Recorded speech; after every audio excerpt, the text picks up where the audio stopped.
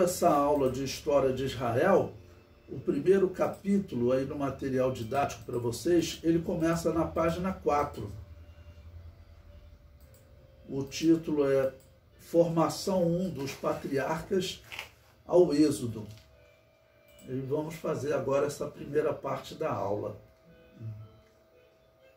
Bom, eu coloquei aí introdução e uma definição sobre a origem das fontes que nós vamos utilizar para essa aula. Então, o comentário diz: este curso estuda a história de Israel em 4 fontes que são a Bíblia. Então, nós vamos usar a história bíblica como a nossa base. Em segundo lugar, o historiador Flávio Joséfo, que ele conta uma história sempre paralela à da Bíblia, então nos dá alguns detalhes, às vezes históricos interessantes, que não estão na Bíblia. E é um historiador confiável, né? Claro que não olhamos para Flávio Joséfo como autoridade da Bíblia, mas é um historiador confiável. A arqueologia, porque, claro, a arqueologia encontrou muitas coisas, principalmente no período dos reis de Israel, no período do Êxodo encontrou-se também, alguns dizem que não, mas na verdade conseguimos identificar que foram encontrados.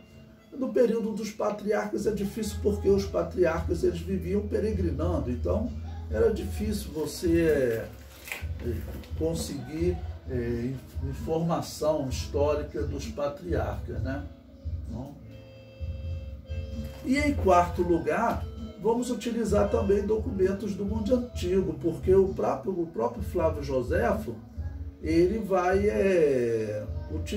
vai citar documentos do mundo antigo. Número 1, a cronologia da história de Israel. Eu comento aí, a história do povo de Israel está descrita no livro de Gênesis, escrito próximo de 1480 a.C., considerando que Moisés tenha escrito ele no momento que ele estava em Midian. Essa é mais ou menos a data. Mas vamos considerar em números redondos, próximo de 1500 a.C. Teria sido quando Moisés escreveu o livro de Gênesis. O comentário prossegue: da criação de Adão até o dilúvio, passaram-se aproximadamente 1656 anos. Da criação de Adão até Abraão, passaram-se cerca de 2009 anos, cerca de 2000 anos da criação de Adão até o nascimento de Abraão, até a chamada de Abraão, melhor dizendo, né? Do dilúvio até Abraão, passaram-se cerca de 353 anos. Por que isso é importante? Isso é importante porque nós teremos aqui a explicação da necessidade de Deus tirar um homem dentro do povo semita, né? Porque os semitas são os filhos de Noé, que demonstraram ser mais tementes a Deus. Cã, ele se desviou, Deus acabou amaldiçoando Cã. Jafé, também a história pouco fala de Jafé. E os semitas são aqueles, né, que permaneceram em destaque ali, na fidelidade a Deus. Mas, nos dias de Abraão, eles já estavam numa situação espiritual que Deus decidiu tirar Abraão daquela terra e levar para um outro local, pior, na terra de Canaã, onde estavam os descendentes de Cã. E Canaã tinha sido amaldiçoado juntamente com Cã por Noé. Então Deus teve que tirar Abraão do meio da sua família, dos semitas, porque os semitas, pela história, estavam corrompidos. Quem teria corrompido os semitas? Nimrod. Nimrod levou uma religião. Nimrod, ele era descendente de Cã, vivia na região da África, do Egito, né? E ele, descendente de Cã, ele levou uma religião que é conhecida, a história da Torre de Babel. Isso ocorreu cerca de 100 anos depois do dilúvio, 150 anos depois do dilúvio. Então são cerca de 250 anos depois de Nimrod, é que Abraão é tirado da terra de Canaã, porque são cerca de 350 anos depois do dilúvio. Então, depois da Torre de Babel, vamos colocar aí entre 200 e 250 anos, ok? Para poder corromper todos aqueles descendentes de Sem. Então, Deus tem que tirar Abraão do meio dos seus familiares. O comentário prossegue.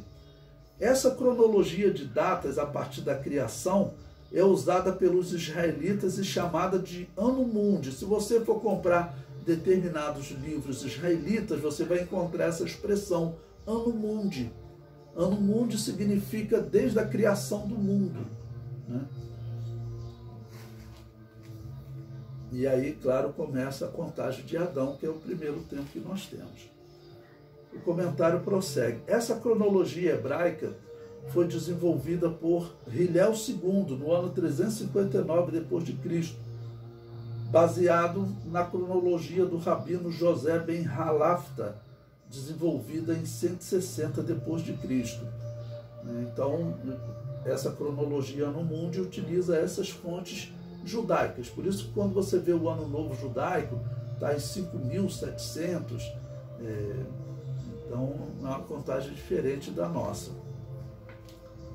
O comentário prossegue. Os israelitas não usam o termo antes de Cristo ou depois de Cristo para descrever a sua história. Eles utilizam antes da Era Comum, AEC, para fazer referência ao que chamam de antes de Cristo, e denominam de Era Comum para fazer referência ao que chamamos de depois de Cristo, que é a expressão EC. Então usam E.C. Bom, coloquei uma citação aí para vocês da Bíblia do pastor Antônio Gilberto, que ele fala da cronologia, depois vocês podem ler com detalhes, como a cronologia ela é difícil, né? Nós tratarmos com cronologia, porque as datas não batem nem dentro de uma mesma ciência. Por exemplo, a arqueologia ela difere em algumas datas, até em se tratando de faraós, ou seja, tratando de reis, homens que eram bem controlados. Então tem egiptólogos, na história se destacam um francês e um alemão, e algumas datas eles diferem, mesmo se tratando de um imperador, coloca datas diferentes para o mesmo reinado. Aí eu coloquei abaixo aí para vocês assim, uma síntese numérica de em quanto tempo ocorre esse período, desde o dilúvio até o êxodo, que é o período que nós vamos estudar hoje. Então, olha, o dilúvio ocorreu pela cronologia bíblica. Nós pegamos a cronologia bíblica contando. Adão, ele viveu 130 anos e gerou 7, está em Gênesis 5, né? Então, nós somamos 130 anos. 7 viveu 105 anos, gerou Enos. Então, nós somamos 130 com 105, vai a 235. E assim nós vamos somando, e somando todas aquelas idades, o número aproximado é até o dilúvio 2.348 anos. Ou seja, você não tem um número exato, porque um homem pode ter gerado seu filho com 130 anos, um exemplo, e 11 vezes, ou então um mês. Então você vai sempre perder algum tempo, mas o número aproximado é esse, 2.348. 100 anos depois, ocorre a construção da Torre de Babel, cerca de 100 anos depois. Passam-se mais 196 anos e ocorre a chamada de Abraão, ou seja, cerca de 296 anos, cerca de 300 anos aproximado do dilúvio até Abraão. A morte de Noé, nós veremos, acontece ainda 58 anos depois do nascimento de Abraão. Ocorre só em 1994, antes de Cristo. Olha lá, o dilúvio aconteceu em 2348. Então, por aí nós conseguimos fazer mais ou menos uma medição. Já estamos vendo aí que do dilúvio até a morte de Noé passaram-se cerca de 250 anos, de 250 anos. Desculpe, de 350 anos. Cerca de 300 anos nesse período. Então, por essa cronologia, nós vamos mais ou menos ter uma ideia de tempo, até para nós sabermos quantas coisas acontecem em um período de tempo desse, de 300 anos, no mundo atual. Então, lá nos dias de Abraão, o que vai acontecer? Vai acontecer, infelizmente, uma corrupção geral dos descendentes de Sem naquele período. Eles vão se desviar, então Deus tem que tirar Abraão daquele lugar, ok? Bom, aí depois eu dato aí também o nascimento de Ismael, destruição de Sodoma e Gomorra. Depois nós vamos vendo mais ou menos as referências que nós utilizamos, né? O casamento de Isaac, o nascimento de Jacó. Agora um período importante, quando José vai para o Egito. Esse já vai ser um momento importante na história de Israel, porque já vai marcar até o período do Êxodo. Então José vai para o Egito e se torna governador do Egito próximo do ano 1800. Se nós pegarmos o momento que ocorreu o dilúvio, até essa data do momento que José desce ao Egito e se torna governador do Egito, passaram-se cerca de 550 anos.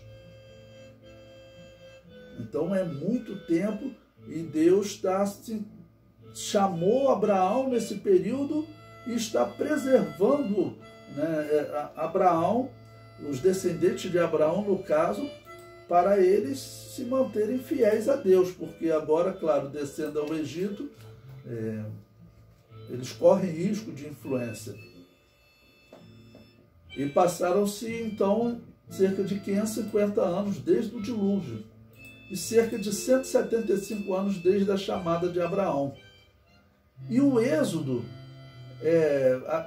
desculpa, eu pulei, né? Depois tem a morte de Isaac, descida de Jacó ao Egito. A morte de Jacó, passam-se mais de 17 anos, ocorre em 1745. A morte de José, que ele viveu 110 anos, então morreu cerca de 1722 a.C. O nascimento de Hatshepsut vai ser um personagem que eu vou comentar com vocês na 10ª aula, na 10ª parte, porque ela é provavelmente a mulher que adotou Moisés. Hoje, pela arqueologia, nós conseguimos identificar quem teria sido a filha do faraó que adotou Moisés. Seria sido essa Hatshepsut. E aí depois, né, que Hatshepsut, essa data, claro, vem da arqueologia, né, 1542 a.C., e o Êxodo ocorre lá próximo de 1446 a.C.